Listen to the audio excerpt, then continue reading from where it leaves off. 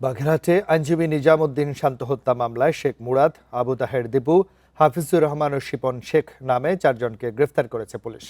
সোমবার দুপুরে police super কার্যালয়ে প্রেস ব্রিফিং করে সাংবাদিকদের এই তথ্য জানান পুলিশ সুপার হাসান মোহাম্মদ নাসের রিকাবদার।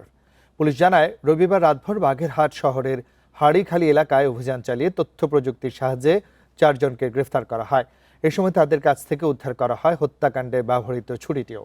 প্রাথমিক জিজ্ঞাসাবাদে হত্যার কথা স্বীকার করেছে আসামিরা। হত্যার নেতৃত্ব দেন নিহতের ঘনিষ্ঠ বন্ধু মুরাদ।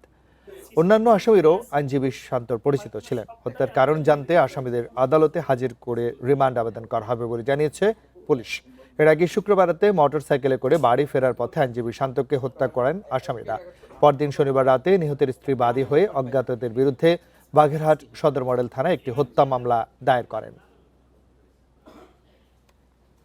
ঘটনা ঘটার 50 ঘন্টার মধ্যেই বাগেরহাট জেলা পুলিশ এই ঘটনার সাথে সংশ্লিষ্ট 4 জন আসামিকে